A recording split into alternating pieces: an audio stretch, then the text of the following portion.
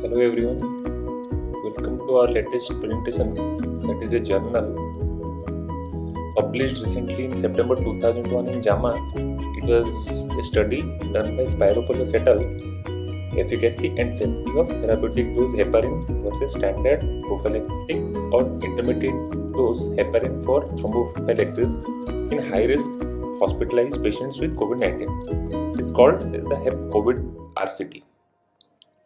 DVT and pulmonary embolism and atrial thromboembolism, such as MI, ischemic stroke, is common in hospitalized patients with COVID-19. Microvascular thrombosis and intravascular coagulopathy have been implicated in the progression to ARDS also. Elevated levels of plasma D-dimer, especially greater than 4 times of the upper limit of normal, predict a more than twofold increase in the risk of DVT and also mortality. So, what is the research question? Does thromboprophylaxis with therapeutic dose low molecular weight heparin reduce the incidence of major thromboembolism and death compared with the prophylactic or intermediate dose heparin in patients with high risk COVID-19? It was a multi-centered RCT, double-blinded. It enrolled patients from May 2020 through May 14, 2021. So around 1 year at 12 centers in US. It followed the consort reporting guidelines.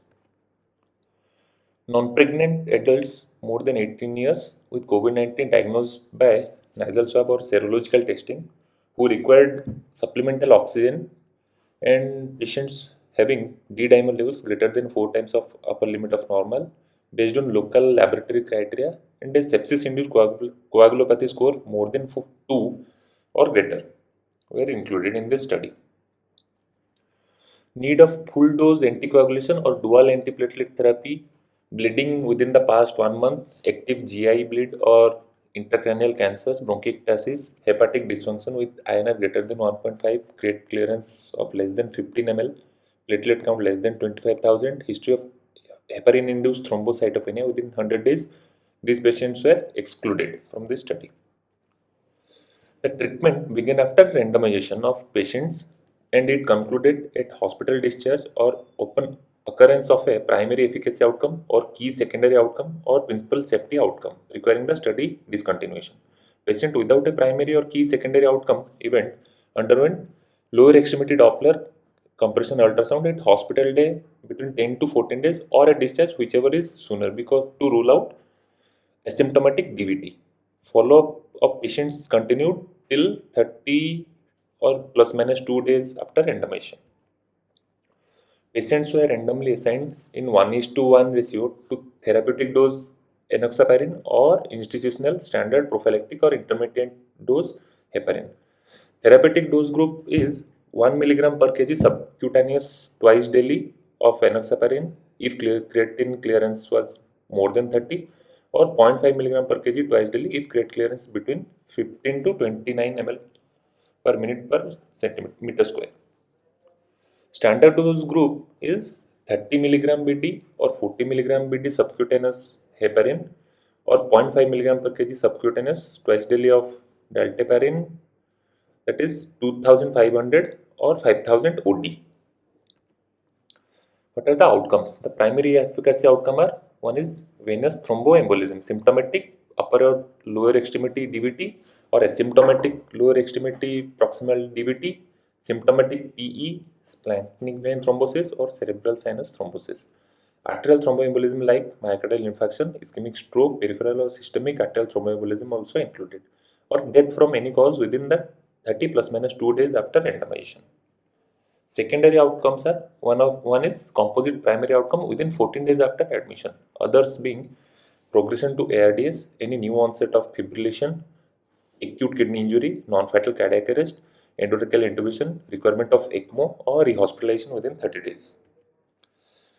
One safety outcome also they have seen, that is major bleeding based on ISTH criteria within 30 plus minus 2 days after randomization. Coming to the statistical analysis, totally 246 patients were required to achieve a 80% power at a two-sided significance level of 0.05. So 123 per hour. The modified intention to treat population consisted of patients who received at least one dose of study drug and were followed up until day 30 plus minus 2.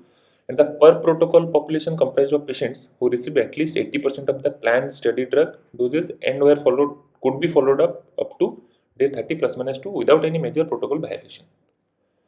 The primary analysis was based on modified intentions to treat population followed by per protocol population. O'Brien-Fleming design was used to detect a significant difference in the primary efficacy outcomes. No interim analysis was done. Actually, they planned an interim analysis after enrolling 50% of patients, but they had a criteria that at least 15 adverse events should have occurred in between that 50% of population, but they did not get that much of adverse events, so they enrolled fully 100% of patients. Then they did analysis. Subgroup analysis were carried out for the ICU and non-ICU stratum. It is a flow chart. It is showing first the patients were assessed for eligibility. Total were 11,649 patients. Out of them, 11,392 patients were excluded for various reasons, like most of them did not meet the criteria. Some patients were not having high levels of D-dimer or sepsis-induced coagulopathy score. Some patients did not require supplemental oxygen. Finally, 257 patients were randomized and 129 patients were included in therapeutic arm and 124 patients were included in standard group arm. Coming to demography table, the mean age was around 65 in both the groups. Male female ratio were comparable. BMI was around 31 in therapeutic dose and 29 in standard dose group. Most of the patients were white, followed by multiracial population, followed by black population. Comorbidities, most patients had hypertension, followed by diabetes, followed by dyslipidemias as comorbidities. Venous thromboembolism risk factors. Uh, these factors were comparable between standard group and therapeutic group, and the improved VTE score was more than 4, that is 4.33 in therapeutic dose group and 4.22 in standard group. Sepsis induced coagulopathy score was also 2.35 in therapeutic dose group, 2.31 in standard dose group, and other laboratory parameters were comparable.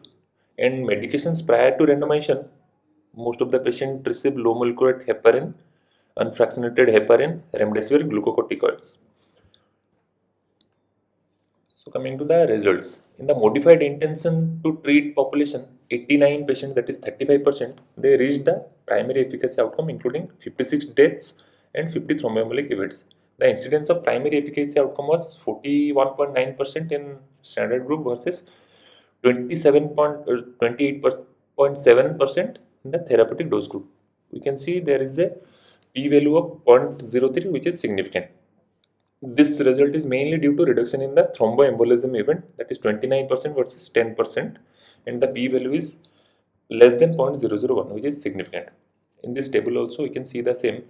The primary outcome of venous thromboembolism, arterial thromboembolism or death is totally 37 patients in the therapeutic group and 52 patients in standard dose group, and the p-value is significant. If we come to the individual outcome, venous thromboembolism is high in standard dose group, that is 36 patients suffered from thromboembolism, and p-value is significant, that is less than 0.001. And if you compare between non-ICU stratum and ICU stratum, there is much difference in the non-ICU stratum group, that is 36% patients in non-ICU stratum, they had some events, and 16% in therapeutic dose group, they had these events, and p-value is also significant. In the secondary efficacy outcomes, the only thing that is significant is primary efficacy outcome at 14 days, that is composite outcome, that is that is 0.02, so it is significant. Other outcomes like progression to ARDS, rehospitalization, intubation or ECMO, these are all comparable between the standard group and the therapeutic group. And if we see the primary safety outcome, major bleeding occurred in 6 patients in therapeutic group and 2 patients in the standard dose group. Mostly in isolatum patient they had bleeding, but all these things are statistically non-significant. So there is a risk reduction in the primary efficacy outcome among patient in the non-isolatum, 36% versus 16.7%, but not in the isolatum as I told. That is 55% in ICU and 51% in non-ICU. So it is not significant. For secondary outcomes, also therapeutic dose low molecular heparin reduces the incidence of primary efficacy outcome at day 14 of hospitalization. That is 36% versus 23% in the standard group. The p-value is significant. In the per protocol population, therapeutic dose LMWH, it reduced the incidence of primary efficacy. We can see it is 48% versus 30%. The relative risk is 0.6 and p-value is 0.007 with a reduction of major thing is the reduction of thromboembolism event versus standard dose of heparin. The number needed to treat to prevent one thromboembolic event and death was 8 in the total population, while the in non-ICU group the number needed to treat was 5. It signifies that in less number of patients we are getting benefit if we use the therapeutic dose of heparin. Other outcome components like individually VTE, arterial thromboembolism, death and bleeding. In VT symptomatic DVT and that is major differences there. 7 patient had symptomatic DVT in therapeutic dose and 19 patient had in standard group. P-value is 0.01. Arterial thromboembolism is comparable between two groups. Death also is comparable between two groups, and as I told, bleeding also comparable.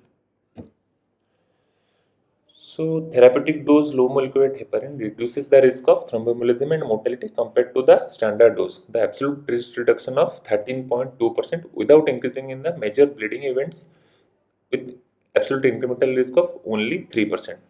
The absolute risk reduction was magnified to 17.9% in the per protocol population, and the treatment effect was mainly observed within 14 days of hospitalization, that is initial days of hospitalization. Now coming to the few recently published trials with this topic. The therapeutic anticoagulation with heparin in non-critical ill patient in COVID-19, that is the active REMAP-CAP attack investigators. They saw in non-critical ill patient with COVID-19, initial strategy of therapeutic dose anticoagulation with heparin increased the probability of survival to hospital discharge with reduced use of cardiovascular or respiratory organ support as compared with usual care thromboprophylaxis.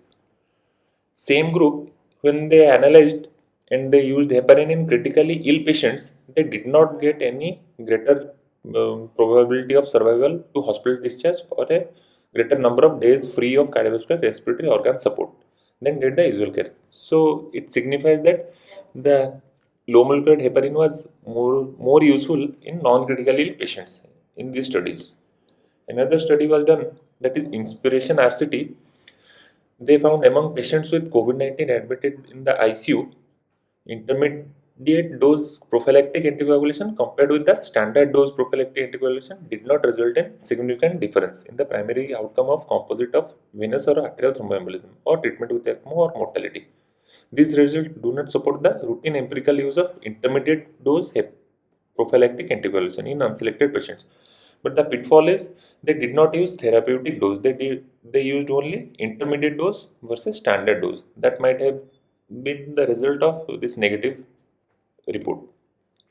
Another recently published RCT was ACTION trial.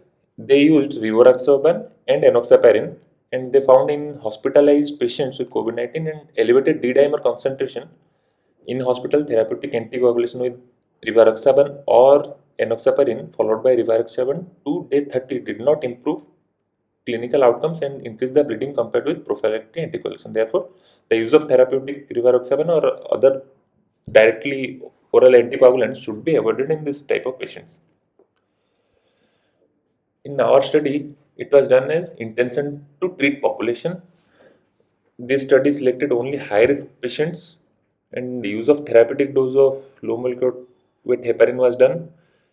And in some studies also it has been seen that pleiotropic effect of low molecular weight heparin like anti-inflammatory, immunomodulatory and antiviral effects. These things may affect our study outcome and they had a positive result. So the treatment effect of heparin may only be beneficial in the early course of disease. It prevents both the microvascular and macrovascular thrombosis before an irreversible hyperinflammatory state and cytokine storm causing thromboinflammation has set in. So the major benefit in non-ICU patients before they get worse and go into ICU in the early days of hospital admission. So what are the limitations? Some unblinded personnel may have introduced bias affecting all the outcomes. This did not capture the non-major bleeding events, as these non-major bleeding events were not affecting any outcome. The results may not be generalized to hospitalized patients who are less acutely ill, because this study it was done in ill patients, so it cannot be generalized to all patients. So what will be the conclusion and take home? The therapeutic dose low molecular weight heparin reduce the composite of thromboembolism and death compared to standard heparin thromboprophylaxis without increasing the major bleeding among hospitalized non-ICU patients with COVID-19 with very elevated D-dimer levels.